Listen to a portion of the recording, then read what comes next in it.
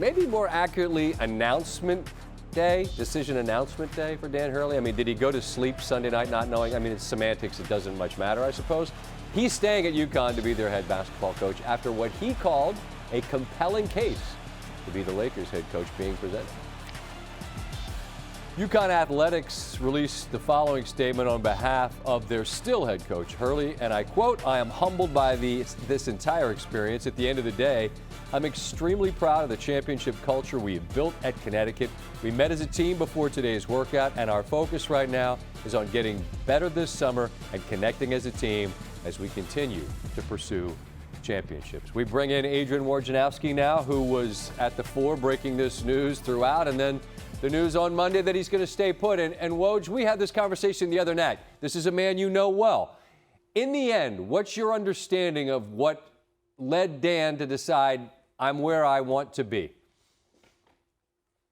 A few factors, Scott, starting with the chance to win a third straight national championship, do something that hasn't been done since John Wooden's Bruins. He'll probably never get a chance to do that again as a head coach. But I think the timing of going to the NBA, Dan Hurley talked to a lot of coaches who've made that move, others who've been in the NBA, and I think he got a pretty good sense of the magnitude of that job. And I think Dan Hurley, in his meetings with Rob Pelinka and then finally Jeannie Buss at the end, both of them in LA and the Laker people, he liked what it looked like with the Lakers, which was this Anthony Davis, LeBron James team here in the short term, and then Anthony Davis further and developing their young players, drafting and having a say and a hand in all of that. The Lakers wanted to do this differently than they've done.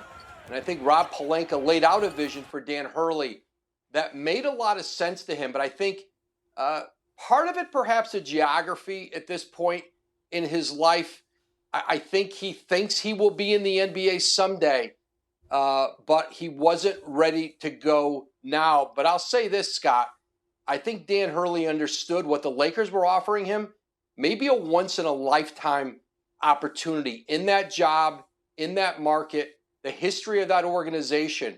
And I don't know that there won't be some regret down the line that he didn't make the leap now. But it's certainly not going to be with this group this season. Who certainly is going to have a chance to be back in the mix to win it all.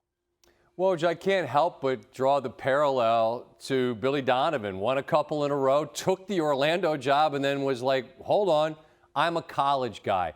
At his core, and this is something you and I discussed to a degree the other night, right, that Hurley's a guy that grinds out every possession, and I just wondered the enormity of just what the NBA requires of you, and did he have the gear? In other words, I'm talking about an ability to not grind out every half-court possession on some Tuesday night in Memphis. You know what I'm saying? Do you think part of that landed with him for right now, I'm a college coach? Right, and you're exactly right, Scott, and I think that gets to preparedness at 51 years old. And it's not just that Tuesday night in Sacramento or Memphis, but it's the practices, it's the referees, it's working with management, something you don't have to do as a college coach. You are the GM. Although I think the Lakers are going to give him a big hand in player personnel. Look at the coaches who've really made this transition well in this modern era. You mentioned them, Billy Donovan, Quinn Snyder, Brad Stevens. Those are three coaches. Dan Hurley's style's different, and they're all intense, certainly, maybe in different ways, but they all made the adjustment. All three of them understood the players are the stars in the NBA, not the head coach. And I think for Dan Hurley, knowing how much he was going to have to adapt and change in some regard, the offer the Lakers made to him, Scott, 6 years, $70 million, almost $12 million a year. Only 5 coaches would be making more. Popovich, Ty Lue, Steve Kerr, Eric Spoelstra. 12 championships among them. And listen, hiring Dan Hurley did not come with some risk for the Lakers too. Could he adapt in the way you just described? We're talking about, but his acumen, his ability to develop players, to connect with players, to build teams and bring groups together. That's what they were pursuing with him. But there was certainly some risk on the Lakers side. I think Rob Pelinka, G.D. Buss, they were putting themselves out with this too. And so if Dan Hurley doesn't feel ready to make this leap, then I don't think it's a question of, well, keep offering more and more money until he says yes. Because that's not how you want to get someone. You want someone to come who feels ready. Not that you've offered them so much money, they feel like they have to take it.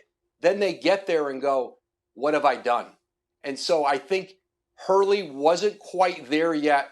The offer was significant.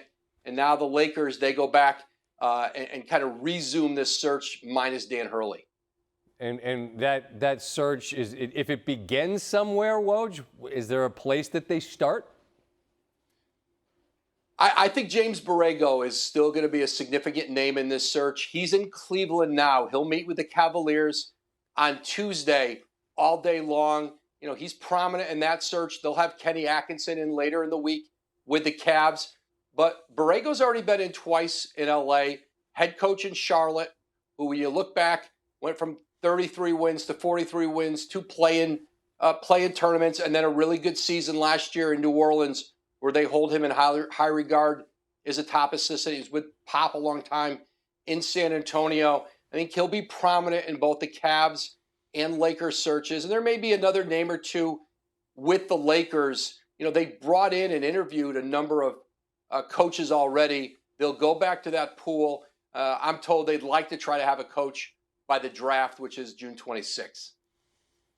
When it's February and they got that graphic up and the stores is in that band of 8 to 12, I'm sure Hurley's going to be looking at the weather in LA going, what the hell did I do? But I think he's a college coach. NBA